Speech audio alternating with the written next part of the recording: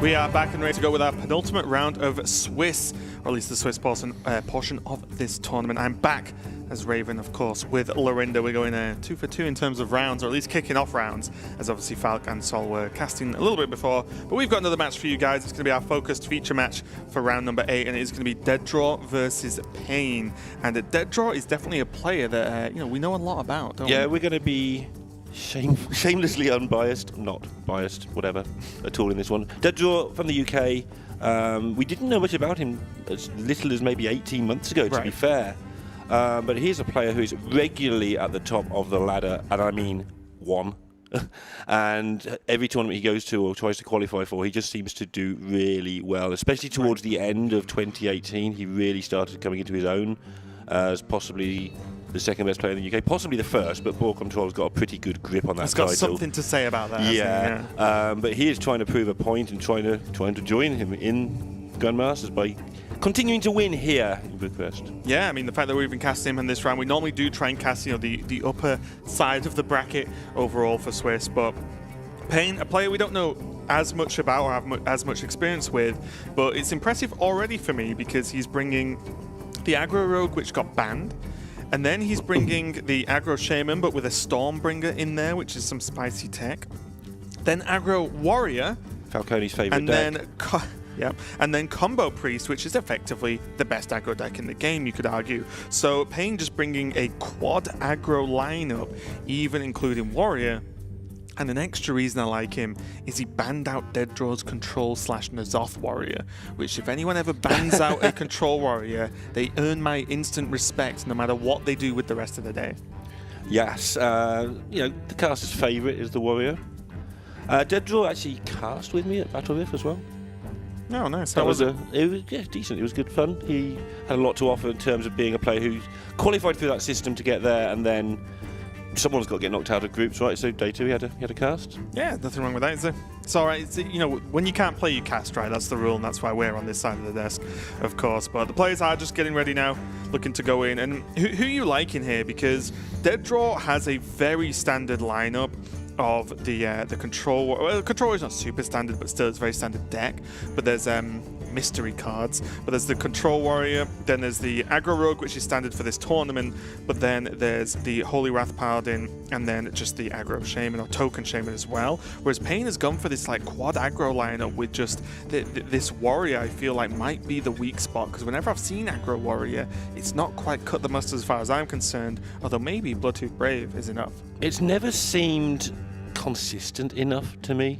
The Warrior deck. Not it's consistent. I've never seen versatile enough. It does one thing. It does it not well enough to be a deck that only does one thing. But then we've been saying all along that we're not so sure about the Paladin deck on the other side anyway. But Holy Wrath Paladin, of course, different matter. Right, yeah, and honestly, during Grandmasters, we had a lot of Staz just playing some Aggro Warrior, and he always, in every time we interviewed him, tried to convince us, oh yeah, it's really good, it's favored versus tons of stuff, it's awesome. And then I don't know if it even won a game for him during Grandmasters. So just didn't win a game. No, I'm not even joking. I'm pretty sure it might not have even won one game. And every time we saw it, he brought it like every other week or so. And every time we saw it, like Derek and I were just like, this deck just might look good on paper, but isn't good enough to actually beat anything. But Staz said otherwise, so we'll see. Must be doing something right for Pain, though. Yeah, I think I'm just going to pick DeadDraw. No bias, but I just know how good he has got over the last 18 months. And he works very hard on decisions. He works very hard on, after making a decision, which decks to playtest. He's got a decent playtest group around him. I'm sure Pain has too. I should know more about Pain, but sometimes I haven't got it with me. Yeah, and we see DeadDraw's Rogue there going to be shown off, and is the one quest adventurer in there, but mainly just all of the aggressive tools. There is the Discovers, but really you're looking at the Vendetta to gain the tempo, the Waggle Picks, the Leroy, and just the general damage from hand that is available. That is always a scary prospect to play against. Whereas Pain is rocking that Token Shaman that a lot of players like. I know Derek was testing out Haunting Visions and didn't really, or I think he was, didn't really feel like he liked it too much, but maybe the Stormbringer is going to be the spicy card that really pushes him over the edge here. Yeah, and I don't see why it wouldn't be particularly good. I can see why you might not play it, but an extra way to just get loads of stuff seems good to me. We've seen how good legendary cards can be in the Rogue match the other day. So Yeah, and I think the consistency, especially with double Soul of the Murloc, excuse me, means that if the likelihood of getting off a decent Stormbringer in terms of just a wide enough board for it to be impactful for 6 mana is relatively high. And like I said, maybe even if you just get a couple of good rolls from that, if you treat it as like a sort of Suedo sort of extra bloodlust, maybe, of just saying that yes, it's not on you play the card and the damage happens, but more importantly that it creates minions that you can then hit with, because at least a couple of them should be sturdy. Apologies for the slight delay. We are going into the game right now. I think the players were just making sure that everything was ready, good to go. The bans were decided, everything was done, so we'll be able to go into the game very, very shortly. And just a reminder, this is round 8. There's this round plus 1 more left for the day and for the tournament. The 9 rounds of Swiss will finish, and then we have the top 8 cut that is going to kick off tomorrow. But here we go, DeadDraw on the top finally with the Rogue, and then Pain on the bottom, and he's going to be on the Shaman, I think. I think it was. I didn't even see the mulligan, it was so fast. Just going to the Stormbringer one final time, I think that when we all sort of tested it when it first comes out, it's like, okay, it's okay. But the Legend pools just got so much better with the renewed cards.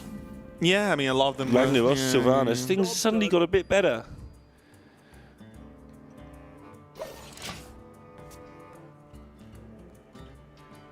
Both just staring at these opening hands because they're both good hands, but they're also really awkward hands.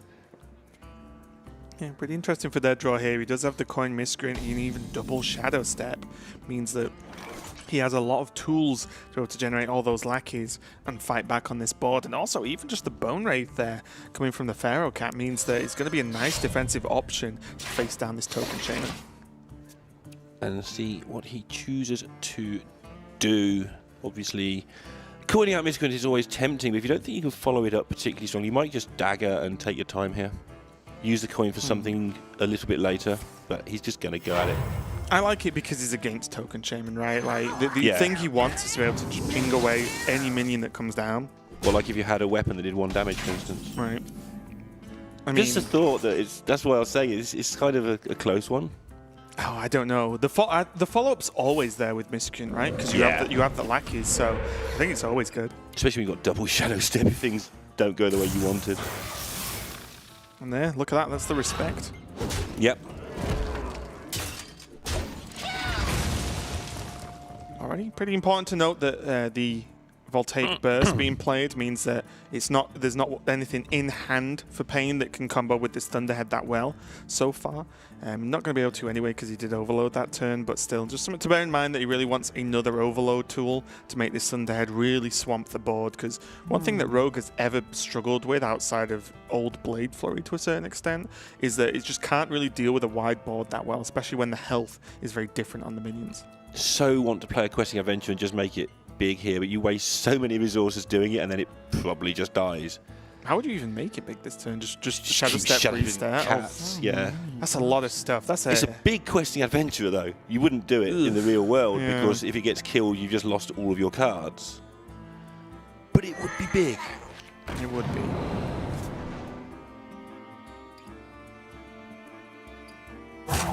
Now a dagger wouldn't be so bad. The lackeys don't really do anything urgent this turn, so they're not really need to be played. He has 2 1/2s on the board, which is very good. And also he will want to bear in mind that this Lickham is active this turn, which means even if he went for questing, there's 3 damage coming down just from the weapon, plus anything else that exists. But now there is the hair, there is the Evolve as well, pick up. And if Pain knew he was going to draw Evolve, I am pretty sure he would not have Voltaic Burst last turn. But now I wonder whether he ever goes for Hair Mutate. Probably not, but I think otherwise it being like Hero Power Pass feels pretty bad as well. So if you go to Hero Power Pass, what do you do next turn? Hair Evolve. Hair Evolve. Easy. Right, sure. So yeah, I think you have to just protect it. If you're going to do it one of the 2 turns, you can't have... And then I wonder at this point if he's ever going to take it even a step further and wait till the turn after. Right, that's where I was going with that question. Hair, Soul of the Murloc. Well, sorry, Hair Evolve, Soul of the Murloc. Yeah. Maybe. Because then you get... Yeah, that just seems significantly better. But it's a whole turn slower. But it's a whole turn slower. There's a lot to be said in games where you don't think you can just smash your opponent to the ground, so this particular one now with the thing, just sometimes have a look what your opponent's going to do and see how you're going to counter it, how they're going to counter you. Sometimes the information's worth more than your turn. Normally you want the tempo, the stuff on board, obviously, but sometimes if you're not quite sure, taking it a little bit steady and responding to everything they do can really help. Yeah, here come the Shadow Steps now, though. That Questing Adventurer, which does mean this guy's going to be pretty big. It's not as easy to deal with, and there are some pretty good spell pickups here. The Fan of Knives, Backstab is all pretty huge. It's going to be gigantic, Raven. You're selling it really short. It's nuts. I mean, we're about to see Hair evolve, so there'll be a lot of power on the board from Pain's side as well. And then we're going to see Questing Adventurer come in and make the big noise. Backstab's pretty nice. It's just an extra buff. Well, you need to have Hair evolve or you're in trouble. And that's sort of what I was saying about stalling it out. Now you know what you've got to do. You can't go messing around with other things now. You need to challenge this and you need to challenge it immediately. Or you will die. To a man on a quest. I wonder. Sludge Stepper could come down with the Hair as well to help with the evolve, but it looks like Pain is going to be able to activate this overload, generate 2 1/1s, be able to swing with the weapon as well, and just if he can't kill this Questing Adventure in any nice way, he can at least isolate it, and then there's still Hair into, there's still either Solar Murlocs available, there's Hair next turn with evolve. It gives him a few more options. I wonder if Sap's just good here. That was my first instinct, but there is an Eviscerate chilling somewhere, isn't it, on the left? Yeah, I mean, that doesn't really do much though, does it? I think like Sap this would be good. I guess if he wants to swing the weapon, okay. Yeah, I like this. Sap's never too bad to save as well if there is an evolve that comes out. You can just get rid of it. Normally the mana cost is quite a lot bigger, but now 10/10 on board. This has to be removal.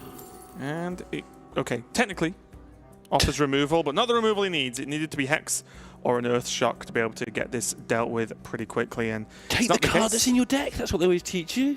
Stormbringer. Yeah, okay. It's not looking good, is it? This evolve has to be magnificent. It does need to be a good one. I heard the taunt. Yeah. I've got the beast in my sight. I think that's lethal. Yeah, it should be. So Sap with SI7 agent should get the job done. Just a medium evolve there. Yeah, especially with the Rush Lackey as well. And that was brutal. Who needs Edwin when you got Questing? Yeah, I mean, it's effectively just having that early Edwin down. Obviously, the fact that it keeps getting damage is huge. Pain did not really get onto the board that early. He got out-tempoed early game by DeadDraw. And also, I do like the timing, though, for DeadDraw was the big thing for me. He could have gone off earlier with the Questing Adventurer, but he set himself up in a pretty good spot where he could effectively clear the board and keep a Questing down, as well as some additional threats. So he meant that the questions he was asking of Pain to can you deal with this Questing plus a bit of a board was so difficult. It literally had to be Ethereal Lackey into Earthshock or Hex on that turn or it was game. And that's if you're going to make a game come down to that point, you'd be happy with it. Yeah, it's usually the theory with Edwin as well, unless it's going to win you the game on the spot. Like, don't waste cards just to make the card now. Right. If you can wait another turn and then do a backstab and a sap and stuff and your Edwin gets huge by accident, same sort of theory applies to Questing. Could have just gone for all the Shadow Steps and just wasted time and made it a card. It might have gone all the way, but it probably wouldn't. Or you could just put it on the board and use your removal whilst buffing it as a, periphery effect that's just winning you the game. Yeah, I think the most important thing is if you go all in, it's just accepting the fact that I've made probably a less value-based turn for the cards you spend for the higher chance to just win the game. But there was always a way you could just lose, whereas I feel like DeadDraw just negated so much of that by saying, well, this is just a good turn anyway. I'm generating tons of spells, and I'm making a big Van Cleef kind of. It's the same thing. So it's the same thing, but it looks like game number 2 is going to be Paladin versus Warrior, and it's going to be Holy Wrath Paladin versus Aggro Warrior, which means that it's going to be a pretty tough one to be able to deal with as far as I'm concerned. Normally, Paladin has to walk that tightrope of it can be very good against aggressive decks because it has heal, it has timeouts, it has removal, But if the aggression can be consistent, which is my question about this warrior, if it's consistently pressuring the Paladin's health, then the Paladin can never really utilize its mana that well because its removal is expensive, pulling off heals can be expensive, and also they have to draw cards at some point as well. Yeah, and that's what I was talking about earlier with the versatility. It's like it does its thing all right, but yeah, the Paladin I feel it should be okay. It's not a matchup that I've played many times because Aggro Warrior is not a deck that I've played many times. Yeah, I mean, the big question for me it just feels like it'd be too slow. I think Hunter puts on pretty consistent pressure versus Holy Wrath Paladin, so that's a good matchup, I think, whereas I'm not sure how consistent this warrior pressure is. Let's go into it, though. Find out. Game number 2, DeadDraw on the top on the Holy Wrath Paladin, and Pain on the bottom. It's going to be on that aggro warrior. And that's not a curve, that's just a selection of numbers. And they're all 2. It's not bad, though, with the coin. It's not the worst, but... Coining Temple Berserker with a Taskmaster follow-up, if it's not answered, then Rampage on top of that. Even if you clear the Temple Berserker, it means that it comes back again and threatens a lot of damage. I think this is almost exactly the opening hand that Pain really wants. Well, so early game, there's nothing to mummy. Anyway, Sure, but so there will be at some point. Well, they're often... Paladin normally just, against aggro openings, passes many, many turns. Okay, now there's not going to be because it's down early enough that it's not going to be on the board. I mean, the Pyro's just an answer here as something that can kill a minion. Yeah. But the problem here is, I would just like Cruel Taskmaster into the 1/2 and trade. That's what I Because would then do. there's a big attack minion. Yes, it's got 1 health, but DeadDraw is -1 Pyro. Yeah. And you have a 2/2. And the second it doesn't die, there's Rampage next turn, which is insane. Yeah. And there's nothing now. That's it. And killing off the Pyro, though, is just such a large chunk of the Paladin's removal gone already. Yeah. This is looking pretty much perfect. Frothing Berserker, when the Paladin's getting to the point that it needs to kill your things, is just so difficult to deal with. We should just never say that we don't fancy a deck for anything. No, I mean, again, this is a very weird matchup in the fact that Paladin cannot kill minions early game at all. Yeah. So if you get the early game draw and can pressure very highly with a hand like this, it's going to look great. We even saw DeadDraw use a Flash of Light there just to draw a card on full health.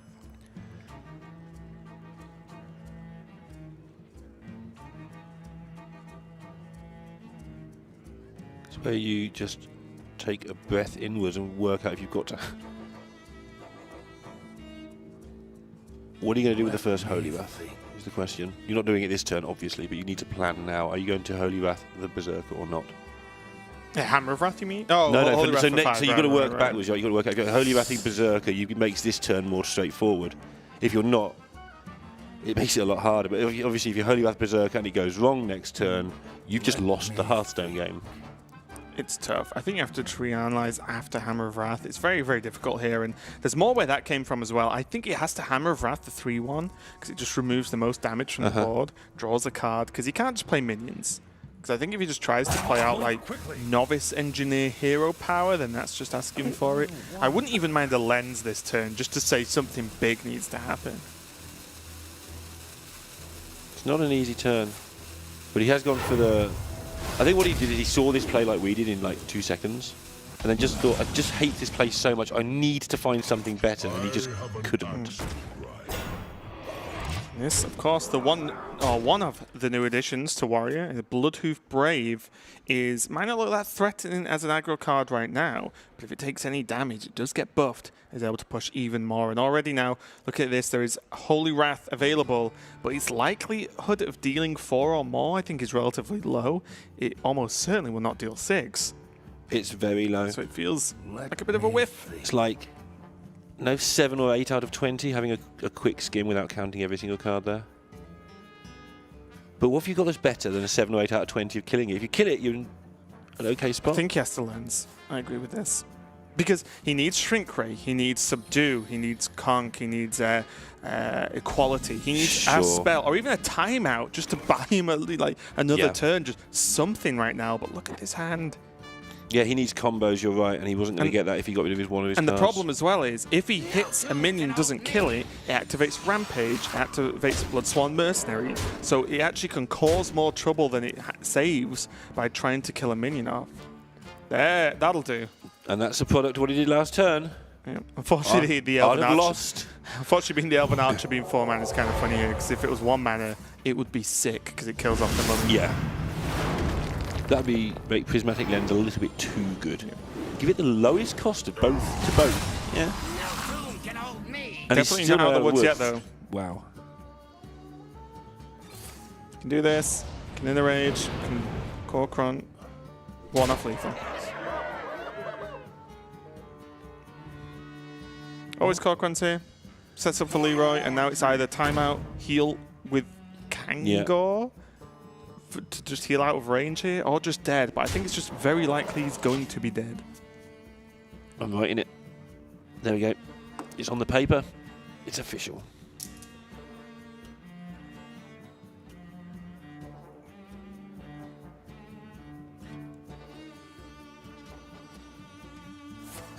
We're both just looking at this thing and there must be a way. There's definitely no way. He's just drawing to see what he gets. I mean, okay. Technically, the way is draw timeout and then do something next turn. Draw another one. But there's not enough now. That's it. Which doesn't get you anywhere. Yep, it's going to be game. One Pain. apiece. Yep, Pain takes it. What a cool deck. Yeah, well, yes, it's good versus the deck that can't kill any minions for the first 4 or 5 turns of the game. Sure, like, you know, any aggro deck is pretty good versus that. There was a really good opening there for Pain. He had the pressure at the right times. He had a reborn minion that made the removal more difficult, but also as well, the important part was he could just keep on the pressure, and there was nothing that DeadDraw could really do. And honestly, I've seen tweets from other players saying that Holy Wrath Paladin has been failing them a little bit in the tournament so far. Obviously, DeadDraw's been doing well to get this far and with this score, but from just my impressions of what I've seen, Holy Wrath Paladin's definitely not felt like, this is the deck that has pushed me over the edge in terms of lineup. It doesn't feel like any deck's done that, though. I feel like everybody's 3rd and 4th decks have been a little bit... I think, well, Rogue isn't Rogue the highest win rate deck right now, which I think is definitely a 3rd or 4th deck because you just plan on Priest and Shaman being 1 and 2. I think Rogue's looking good, and although it pains me to say a little bit, I think Highlander Paladin just might be good. I'm not sure. We'll have to see more a little bit later down the line. And it doesn't matter what Sottle says. Druid is also good. I'm convinced. 38% of the time, it's good every time. Druid winning lineup. I'll put it out there now. Yeah. I'm saying this with for all my knowledge off the top of my head, there might be no druids like left in the cut to be able to make it, but we'll find out anyway. We're going to go to a quick break while we set up game number 3. We're going to be right back with more Masters Tour Bucharest.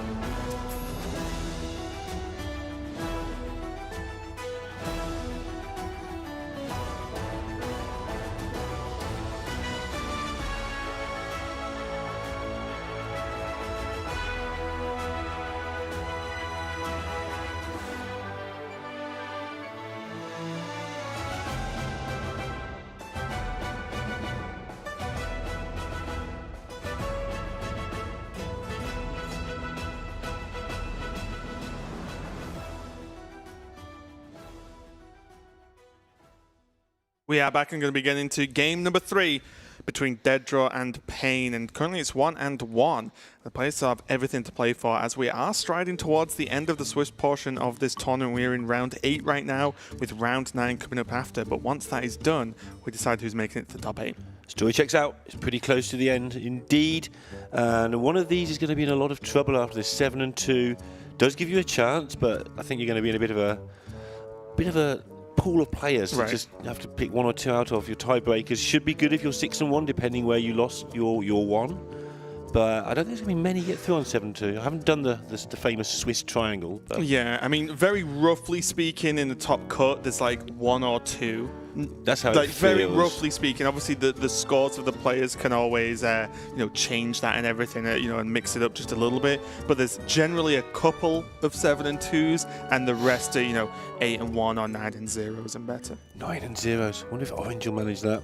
It'd be pretty crazy, wouldn't it? Obviously, there's the whole idea of Orange could re-qualify for Grandmaster Season 3 after being relegated in Season 2, of course. But if he does it in a fashion where he just floors the Swiss and then just, clean sweeps the top 8, then that'll be doing it in quite the memorable moment. Waiting for some stats guy from the future going through the first seasons ever of GM going, oh, Season 1 was this, Season 2 was Orange, he got relegated. Season 3, why is Orange in there? But he got relegated. Yeah. But yeah, that could be the case where crazy. He just doesn't actually leave. He just is refusing. He is just trying to be evicted. He's refusing to leave the building. I like it. That's the kind of stubbornness I can get behind. But here we go. Let's go into this match now. Going into game number 3. It's going to be the Token Shaman versus the Holy Wrath Paladin. How do you think this matchup plays out, Lorinda? I think it plays out that the Shaman... I mean, do you want the basic version? The Shaman's going to hit you and see if you die before you stabilize. Okay. I think what happens is that Shaman hits you and you die before you stabilize. But not as often as you would think. I think that the Paladin... what words were those? I don't know the words of most of the things you say, to be honest, Lorinda. So, the Paladin certainly can stabilize, especially if you're invented like this particular play. Just don't mess around. Yeah. Archer down a thing, have a thing. And it can get into it. It can also, obviously... Stabilizing is easy once you get past the hump, because you can just shovel all your way back into things. Yeah, and I think as well, one of the benefits that Paladin has in this matchup is that it often doesn't donate minions to the Mogu activation pool, right? It doesn't really play tons of minions that end up sticking on the board. We can see, obviously, as I say that, Mogu was technically live the turn after, but with the trade, makes it a little bit far away. So this Mogu and Mutate is all going to be Pain's responsibility, mainly, to actually get cooking here. And also as well, like, the deck is fairly straightforward. The timeouts can lock out some of those turns where Bloodlust is a threat. And then also the board lock can be a bit of a problem for this deck, because once the board's full, if a timeout comes down, or you don't have a Bloodlust, and there are no minions on the Paladin side of the board, as I mentioned earlier, well, you do your damage, and then that's it. So cards along the lines of Spirit of the Frog and any totems that are pressed as well for Pain mean that they could become stranded a little bit and require some level of evolve to turn them into an attackable minion. But again, all of that stuff that you're talking about there, and it was good points. You've still got to get past turn 5 or 6 without just having a mess happen to you. That being said, Pain has got the evolve this early already. Now he's in a great spot. Depending on what this Mogu is. If this Mogu isn't one of the game-breaking ones, then he'll mutate it into something that is. Well, we'll see. Let's have a look. DeadDraw's still, I would say, okay, but it is definitely reliant on this evolve. Obviously, evolving small things into pyros and consecrations is not ideal. Makes the value trade looks like he's going to go for the evolve, or he could go for the Soul of the Murlocs. I wouldn't hate it. It's very mana efficient. He's going to get the evolve done right now. Oh, that's a nice Dormu. Yeah, that's not a card that DeadDraw is going to be fond of, actually. He likes to consider his plays. He's perfectly capable of dealing with Nosdormu, but it's never much fun for anybody, to be fair, apart from maybe Casey. Yeah, and interestingly enough now, just one thing I like here is DeadDraw just picked a play and went for it, as opposed to getting overly flustered by Nosdormu. The problem he has, though, is I don't really see a good way for him to kill it. Yeah, and he's taking 14 this turn. Probably just going to be Soul the Murloc. Hero Power Soul. Maybe just Soul. It's going to roll. I wondered if this was tempting, but I wouldn't have done it. I'm just happy having an 8-8. and the little things. The thing that worries me about this evolve is if shrink rate comes down, like it's very meh. This Flame Wake is insane, of course, because it's just pushed an extra 4 damage this turn for no fair reason whatsoever, and shrink rate is not live, and I believe that may be one of the quickest games we have cast today, because I don't see a way out. Yeah, Payne took the view that it doesn't go to a late enough game for me to bother using the second evolve then, so I'm going to use it now. The other argument is you could try and get it done with the 8/8 your opponent couldn't deal with last time.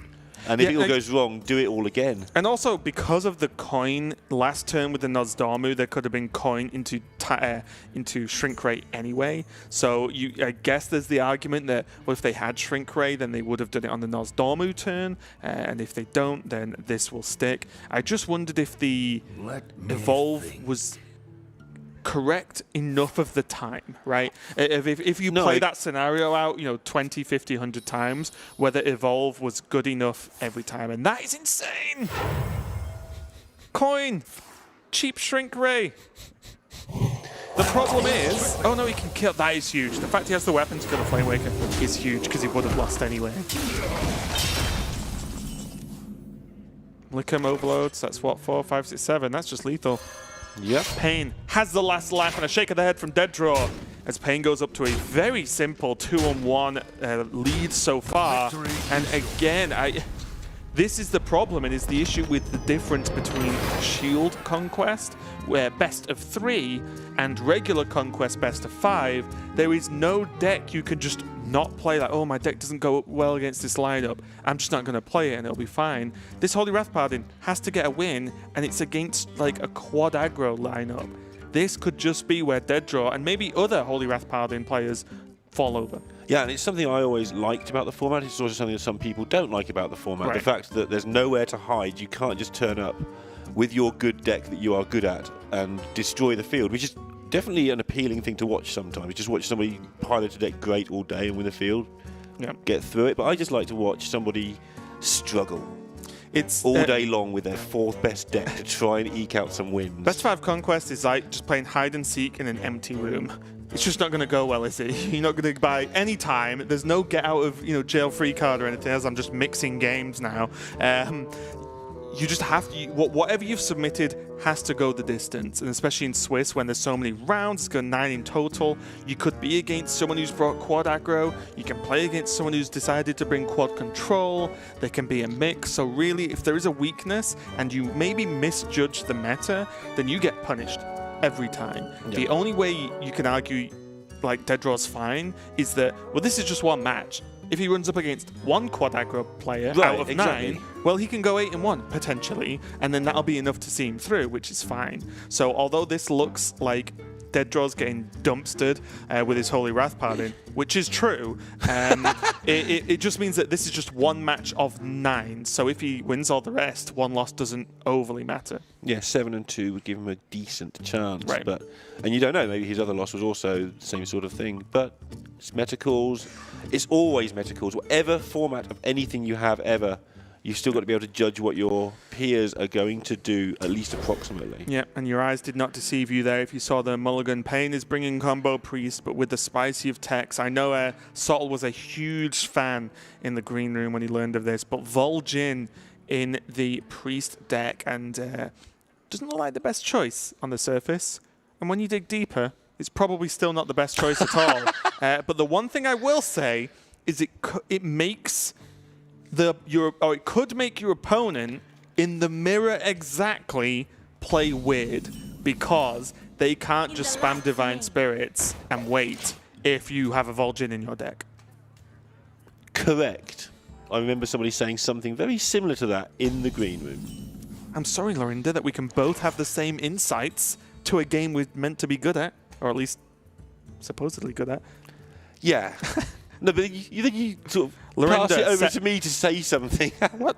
You can comment on what you think about it and whether you think it's good or bad.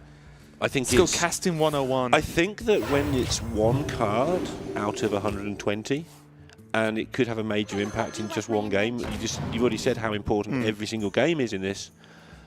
I think I'm fine with somebody deciding to take the chance with it. Okay, somewhere a few rooms away, Sottles just screamed out in rage. Good. As he felt a That was- disturbance in the force that someone said, tech card is just one out of all the cards you can bring. I only know because I've used that line before. But in this game now, as it is going to accelerate pretty quickly, something we did not really touch on was double Shrink Ray in DeadDraw's deck. Does make this matchup a bit better, but also is not common by any means throughout, I think, all of Grandmasters at least, which I'm talking about Grandmasters a lot, but it's the most recent tournament we've seen the most Hearthstone of. Yep. It was running only one Shrink Ray as like the regular version of the list. Yeah, Grandmaster is a very good guide going into these Masters tours. You know, it's the best versus the rest almost. The rest are trying to prove themselves. A lot of people would argue that happens in Grandmasters. The And best yeah, versus the rest, depending on your opinions of the players. The scale is a thing. Now though, just Kangor coming down. No real reason to coin Hero Power except to just stoke the fires of a potential Cleric draw.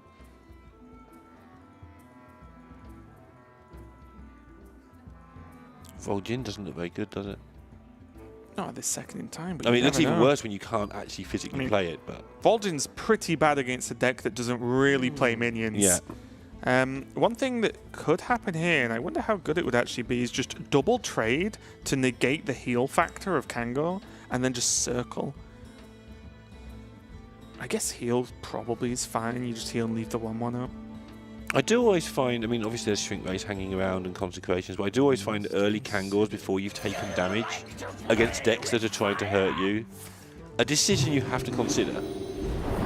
Because what you just said, where he can now, there's so many things he can get out of this Kangor, including the ability to injure himself. So I wouldn't have done this. Not that I overly dislike it, but it's actually insane, right? And I think Payne has a real good Payne has a real good grasp of not only the matchups but clearly how to play aggro. Because I would have thought, wow, this is a lot of resources to just kill a Kangor. But when you look at it, and what I've been saying a little bit earlier, Paladin cannot really deal with minions in the first few turns of the game. So just set up lethal and say you need what, Consecrate to technically live, or you need coin Shrink Ray to still kind of live. And then you haven't got a coin anymore. And then, and then that still puts you in a rough spot. I will say, though, with this play, that Payne's kind of gone all in because, as you mentioned, his Vol'jin is actually kind of useless right now. There's nothing to combo it with, and Inner Fire does not really get the job done. He doesn't have a high health minion, and he used his Topsy on Kangor, which means that he can't do the Topsy on the Warden. And then keep it going with the buff as well as having high health. And I was going to say that I wonder, I didn't actually think he would if he plays a timeout here. Because it's a complete timeout. You can't even really, okay, he draws Power Shield to prove, but you can't really play almost any of the cards in the Priest deck on this turn. Because you don't want to build your board bigger because you know that Shrink Ray stuff is happening. You don't really want to develop more minions because you don't need to. It's not just timeout in the fact that you can't be hit. It's literally you probably don't do anything this turn at all, including develop. I think there would be a Cleric play if it was drawn, just to draw cards. Yeah, and Power Shield was picked up, of course, just to prove honestly, though, this Vol'jin, I imagine what chat looks like right now. But this Vol'jin, I don't mind, because as I said, what does Vol'jin do versus Paladin? Nothing. So just play a minion in that if that was a desperation timeout and DeadDraw has no backup, you just win the game. What I don't like about it is I don't think that works very often as a winning play, but having a card in your hand that your opponent doesn't know what it is, especially when you're playing a deck with Inner Fire and Divine Spirit, may actually just make your opponent panic quicker than not even playing it at all. Okay. Just keep it in your hand and have them worried the whole game about what that card is. Yeah, I wonder what he was thinking about. Maybe subdue draws means that he has a lot of damage on the board, even if the Light Warden is subdued. Yeah, I think he made some sense. extra There damage, were situations there where he could win with it on the board and not win without it. There just weren't many. And now, DeadDraw definitely has the opportunity to start stomping back into this game. Payne does run Bronze as well, so he still can draw Bronze and get some of these 1-drops down. Yeah, and he's got a lot of them left in there. This definitely not over. He's going double to get Cleric. a second go at this. Yeah. What's he got in there? He's got another Beaming Sidekick, he has another Light Warden, and 2 Clerics. So, DeadDraw probably sensing that he's in a situation where things are about to get a heck of a lot better. First thing you need to do is assess how much of my stuff do I need between now and the end of the game. Right. Because you've only got to kill every priest minion, which sounds hilarious when put like that, but there aren't that many. And there are enough cards in the deck. Holy Wrath Paladin can wipe every board unless Priest is literally putting 1 minion down at a time. Right. And often that's not a big enough threat to win. And also has Chevalier in hand, which means that miles before that happens, he's just going to be back at 30. If he wants to be.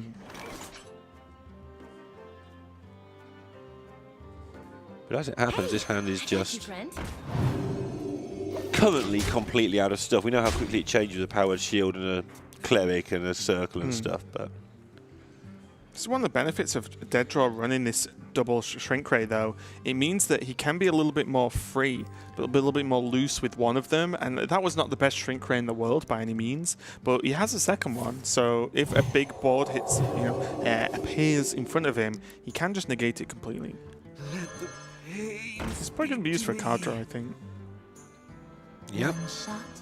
I like it. I mean, you are supposed to rifle through your deck, so now you've stabilised-ish. Get on with it. Oh, this could get dangerous, though. In a hurry as well. This could just end in lethal.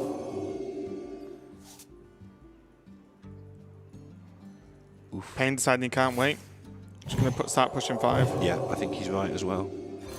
Because there are situations where you can wait and get lucky, but you get luckier more often by just killing your opponent until they die from it. Normally does work.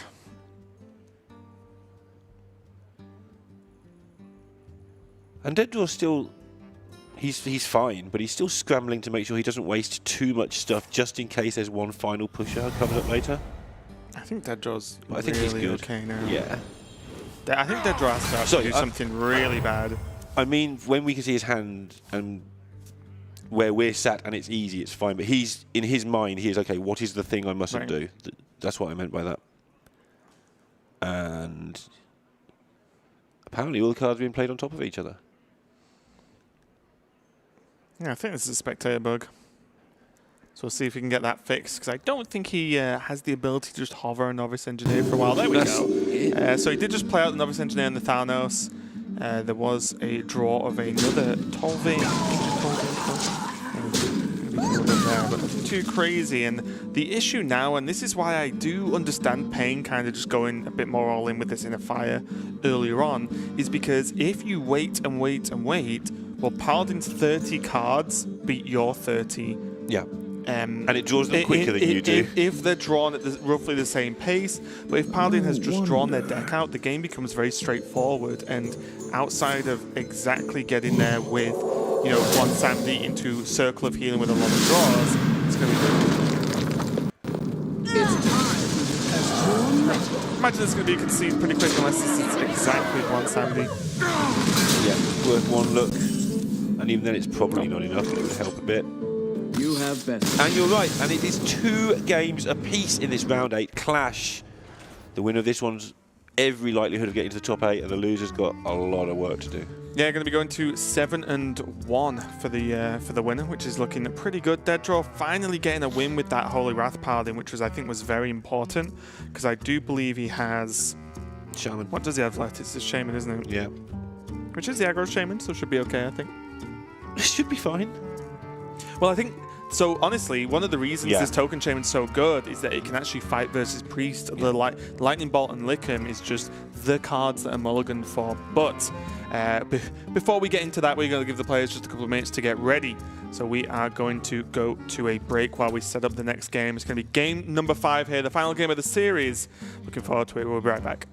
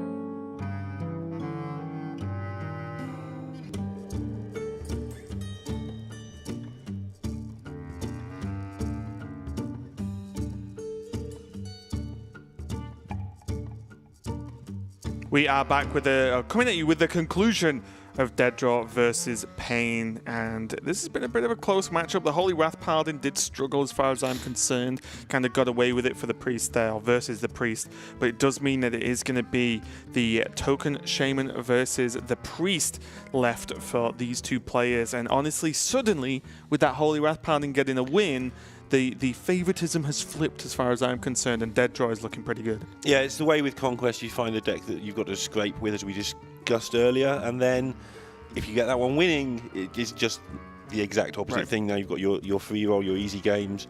But there's nothing easy about beating Priest, even though you've got Shaman at your hands. Yeah, there's not, but honestly, if there's ever a deck that's been built for it, it's the deck that can deal 3 damage. Although Derek did bring up a good point earlier on, and I think he was mentioning Jambray's thoughts on things as well, that it's very good dealing 3 damage, but if Tolva's Circle or Cleric Shield comes down, then it does mean that you can't deal 5 damage that well. Right. So if you deal 3, kill off the minions, get that Lickum active, everything's great. But if there's buffs, it's going to be a little bit tough. So let's get straight into it. Game number 5, DeadDraw versus Pain. Yeah, I would Shaman say versus to Priest. that, it's very hard for the next best. Like, you've got the best deck, and you're trying to build new decks.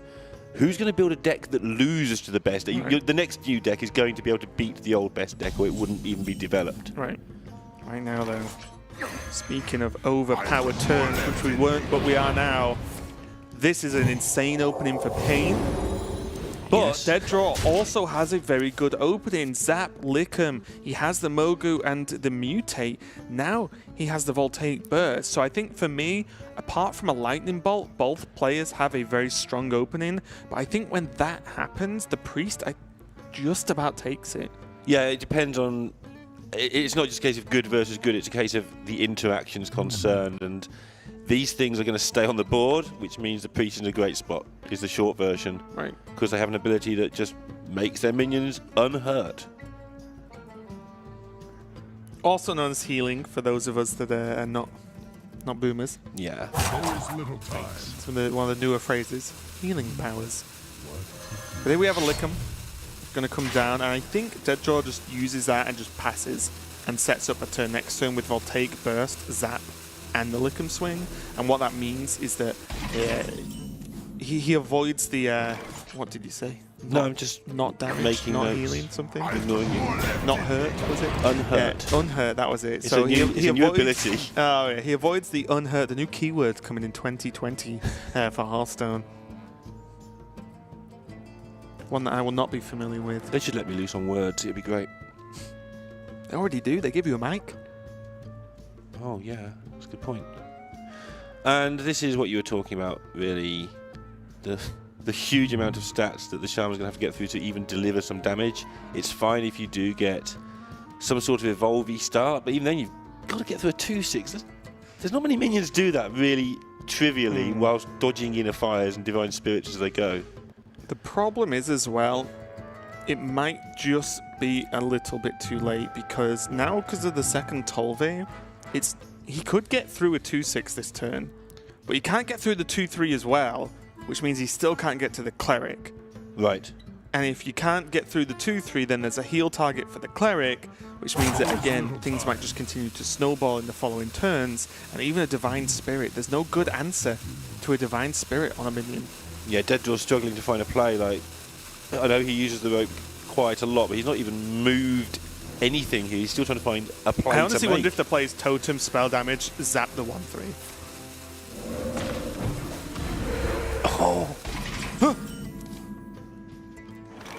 I cannot believe that the correct response to a spell damage totem there is to not zap and swing. I'm wondering though, because we're watching on Spectator obviously, if he rolled the totem, didn't get the chance to see what it was, and so had to bail on it. Maybe Then he should have pressed that totem earlier. something was Lorinda. wrong. Definitely no. I'm not. I never. You think I defend people? I don't. I just explain things. My job is not to defend or to attack. It's to explain. So now he is going to get a very good turn, right? Yes. And Zap gives him more tokens this turn, but also Zap could have done something I think was stronger the turn before, so we'll see how this checks out. I felt it was stronger too. We shall see. And don't get me wrong, Zap with Thunderhead Is is incredibly good. And also, this Elemental that the Evolve target was from is sick as well. It's one of those cards I wished was actually good enough to see play because it's cool. It's just like a big fat quest adventurer, but it's just never good enough. But when you see it from Evolve, from Discovers and so on, it's actually pretty dangerous. You know what happens when you get a card that you wish was good enough because it's cool? Pocket Galaxy. And then you soon regret the idea that you wanted it to ever be good enough in the first place. It's not cool they just anymore. nerf it again. It's fine. You have that moment in the sun. I enjoyed things having their moment in the sun, but you were saying about making things cool, be playable. Cool things tend to become uncool really fast once you see them all the time. When were you cool, Lorinda, if that's the rule? Or Are are you still waiting? you getting interested now you're over 30? Ah. Like wondering what the future's got coming up? No. Because there isn't one Raven. Trust me, there's a you're difference done. between getting older and looking that far ahead in the future, Lorinda. That is a lot of future planning that I'm not down for. No, it's all good, man. It's good fun. Most importantly, there is the Cleric with the hero power for the Amit. If Pain wants to draw an additional card, Wild Pyro with Silence does reduce this Elemental down, but is that even good enough? There's just 3 massive threats on the board. I don't necessarily mean all stat-wise, because the Thunderhead, although is well statted, is not dangerous like that, but any more overload means more tokens to trade off and so on. So Wheelchair Cleric, draw a card, play Pyromancer, silence something, Circle of Healing, draw 5 cards, go. I mean, yeah, it's Failed. pretty good. Ugh. This might just be game. I think it's very close. Because okay. It won't be game. Priest can always do crazy things, like one cycle pump into Amit can make things happen and so on. But there's Lightning Storm, trades, Evolve. All of this seems fantastic. I think DeadDraw just plays out his hand this turn. Yeah, and if it does go wrong somehow, Pain would be out of cards. Dead will just do it all again. I'll take it back. He obviously can't play his whole hand. There is only 3 mana. So we can do one or the other, but Lightning Storm looks good to me.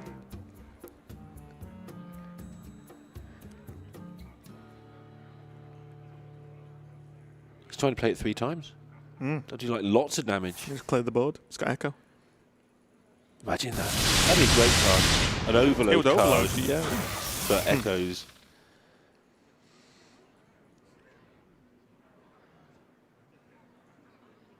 Actually quite like just the Elemental and the 1/1 into the Amit. And then, weapon? How does he lose this if he just keeps the board clear from this No, he point doesn't. onwards? Yeah, that's the trick, isn't it? You don't really have to kill them anytime soon, right? You just keep killing minions and the health total especially takes with care of Evolving itself. Hand, DeadDraw will just naturally kill Pain, because Pain won't be able to put enough minions to form a defense. Yeah. I like this. Yeah, sometimes the straightforward looking play is just the right play. I mean, we might see Pain play this turn out, but honestly, if he hit Concede, I wouldn't hold it against him, because this is only going to get worse. And the problem here is, it's not because he's behind on board, it's because he's behind on board to an 8/8 is the issue. Like, you know, Pyro into some spells can, with card draw can do some miraculous things. We've seen it happen before to kill off tokens, 3 health minions, 4 health minions. 8 health, maybe he's wishing he could draw his Vol'jin. That'd be good. That'd be pretty good. Because 2/6s they're great against similar minions. Against 8/8s, they can just sweep out off the surface, really. And here comes Is that lethal? he's pointed at face, so it must be. That's my argument. He'd have pointed at the minion if it wasn't. It's not. If I just counter it this round, I don't think it's lethal. Let's see how it goes with these last 2 attacks. It isn't. Never mind. It was exact. I thought he was 1 or 2 off. I thought it was 1 or 2 off, but I did not count it quick enough because I suck. But most importantly here, DeadDraw takes the series, and it was a very, very close one. I think he came very close to Pain taking the win just over the Holy Wrath Paladin. I think the Holy Wrath Paladin in this matchup was a weakness, but he managed to get that win with it, which was so important. And then, as we said, with the final game coming down to the Token Shaman versus the Priest, although there were moments there, the Token Shaman is just so well to line up against the Priest minions that even if it doesn't go off perfectly well, there's still a lot of game with cards like Thunderhead, with Evolves, with the Lightning Bolts, the Zaps, just all this from hand sort of removal damage that most decks don't run anymore, right? There are no no decks that just run, X mana, deal 3, deal 4, deal whatever. And now we see some notable player updates. Orange still 7-0, not finished his match in the rain. Possessi, who is currently the top contender now for Asia Pacific Grandmaster, 7-1 as he finishes his match. So he'll really want to be going 8-1 next round. But then we see Zim is going to be knocked out, which I believe means Falcon definitely makes it to the EU Grandmasters, and Torf going there at 2-3 as well. Yeah, Falcon is going to be a Grandmaster. We sort of knew that coming in anyway, but it's now official. Yeah, it went from likely to confirmed this weekend, that's all. Obviously, winning one of the Masters Tours makes you extremely likely to qualify into Grandmasters, but it was likely, as I said, to actually confirm now. So congratulations to Falcon as well. We'll be seeing him in the European Grandmasters next season, but still, we might also be seeing Orange in the European Grandmasters at Season 3. Oh, I've heard that name before. I reckon he's some guy who's been quite good in the past or something. I've just seen news reports of a guy who's missed more flights than he's made in his life, and I think his name was He nearly missed a flight to Season 3, but he's trying to get back on right exactly, now. see if we can book one quick last minute. But that is it from us for this one. DeadDraw, again, congratulations to him taking the win over Payne. We are going to be done, but we'll have more matches to cover, more of round number 8 for you coming right up. Don't go anywhere. We'll be right back with some more Masters Tours Bucharest.